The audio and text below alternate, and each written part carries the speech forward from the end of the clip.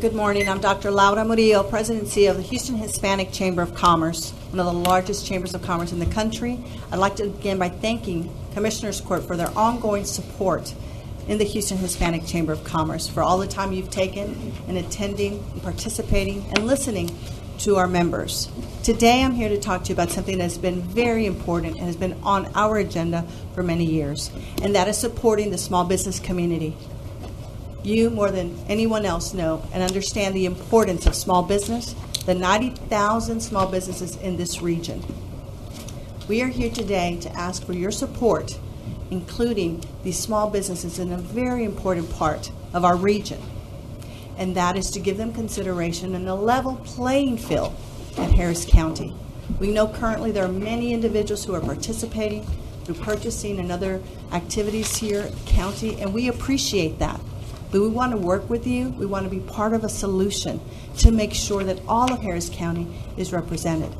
And you can count on the Houston Hispanic Chamber of Commerce to lock arms with you to find out and secure those opportunities for all Harris County residents. So we are here to provide a solution, to be part of that answer, to be part of the team that will look for that opportunity, as many of our members who are here today who already are doing work with the county. What we're saying is, let's go into that disparity study. Let's see what's out there. Let's see what's already working well. Let's use the Port of Houston and the City of Houston and other minority programs that are available to women and business owners and enterprises. And let's take best practices and let's consider applying those to Harris County. Thank you. Thank you, Dr. Murillo. So, Judge, I want to thank Dr. Murillo for the work that she does.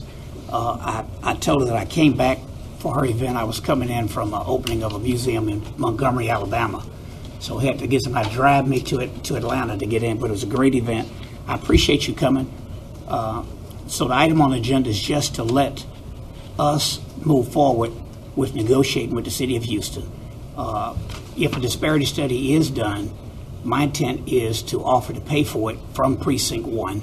I'm told it's about $650K, maybe up to $1 million. I'm not going to prejudge what our numbers are because I don't know. And I think that would let us know. Now, that takes a year, maybe longer, to go and do that. But I also think going forward, there's a real commitment, I know, on the part of the department to have a more robust small business program to look around the state. A lot of money is coming in, federal money, and we do want to make sure we are as inclusive. And there may be things we haven't tried that we could do. Maybe make some contracts smaller so some businesses who couldn't bite the whole pie might be able to do a small piece to let them grow. But so I'm hoping there's support here, but we'll pay for it from Precinct 1. Thank you, Commissioner. Thank you for being here. John Wainwright.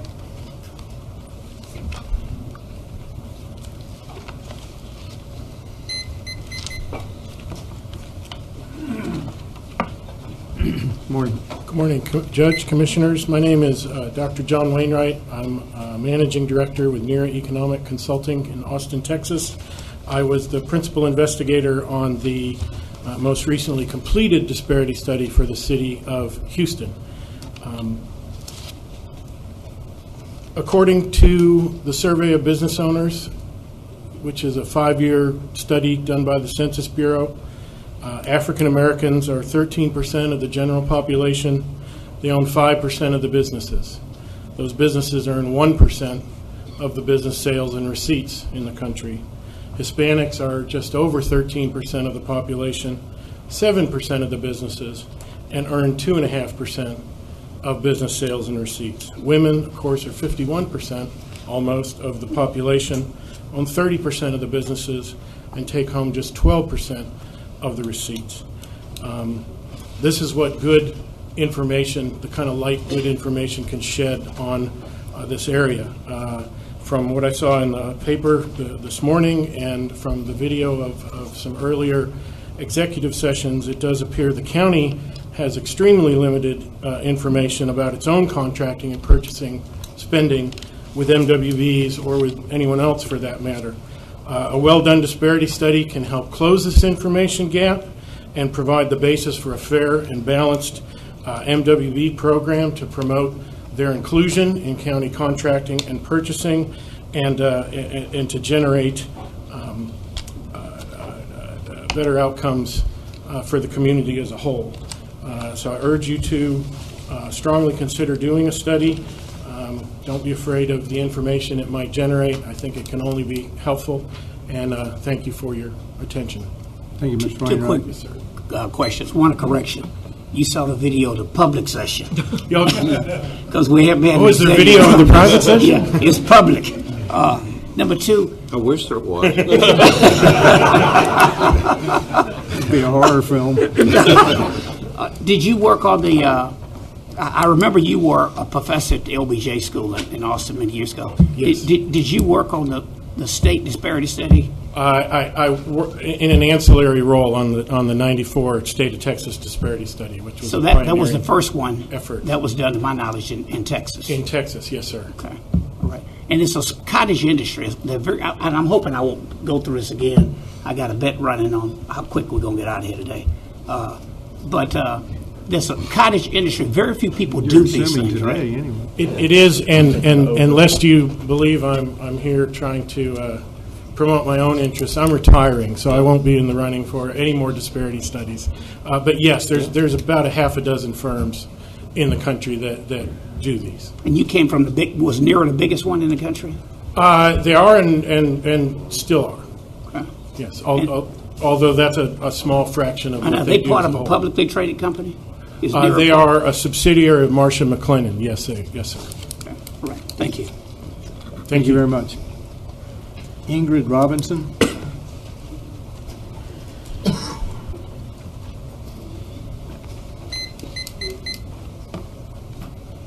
Good morning, Commissioners. My name is Ingrid Robinson, and I'm the president of the Houston Minority Supplier Development Council. We are corporate America's leading connector to minority and women-owned businesses.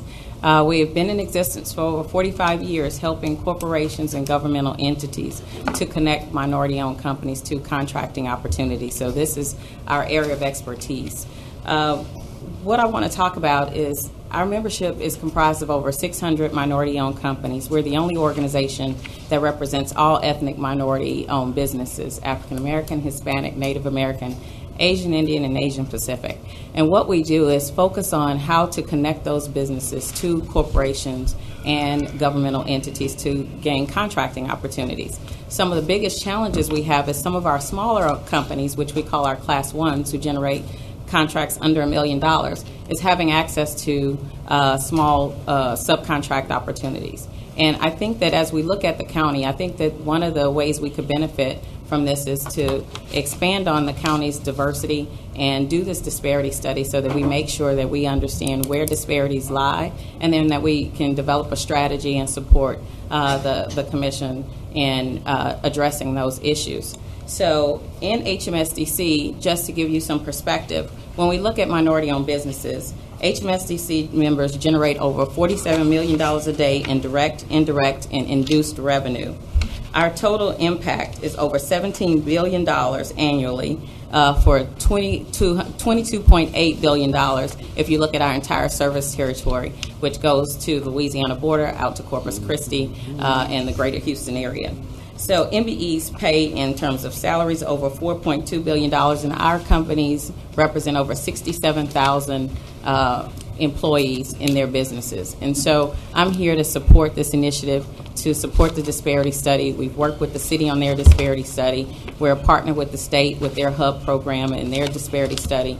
And then once you get the data, it allows us the opportunity to be able to address those issues and develop programmatic solutions to be able to have more equality into our contracting opportunities. Thank you. Thank you very much.